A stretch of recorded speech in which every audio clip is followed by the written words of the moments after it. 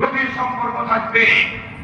আমার এই অঞ্চলের বিপুল পরিমাণ ধর্মপ্রাণ মানুষের প্রাণ কেন্দ্র জীবনতলী গৌসিয়া মাদ্রাসার সাথেও যার সম্পর্ক থাকবে, সকলের সাথে ভারসাম্যপূর্ণ একটি সম্পর্কের মাধ্যমে এই অঞ্চল ঐক্যের প্রতীক হিসেবে কে কাজ করতে পারবে।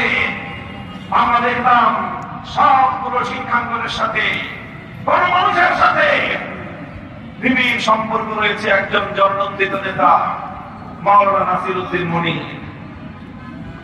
যিনি দীর্ঘ একটা সময় আপনাদের জনপ্রতিনিধি হিসেবে, ভাইস চেয়ারম্যান হিসেবে আপনাদের এলাকার মানুষের মন জয় করেছেন, এলাকার সেবা করেছেন। শাইখুল ইসলাম আল্লামা আহমদ শফী এবং কায়েদে মিল্লাত ইসলামিয়া আল্লামা জুনায়েদ বাবুনগরী এবং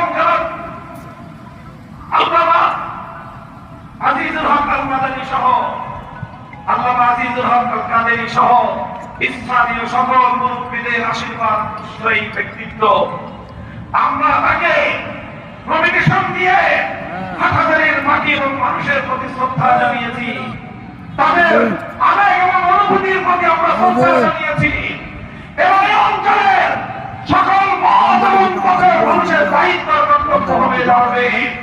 আপনারা আপনাদের ঐক্যকে সংহত এবং মজবুত করার জন্য জনাব নাসিরউদ্দিন মনিরকে 11 দলীয় নির্বাচনী ঐক্যের এখানকার একক প্রতীক, একক মার্কা রিকশা মার্কায় ভোট দিয়ে আপনারা জাতীয় সংসদে প্রতিনিধিত্ব করার জন্য নির্বাচিত করবেন ইনশাআল্লাহ।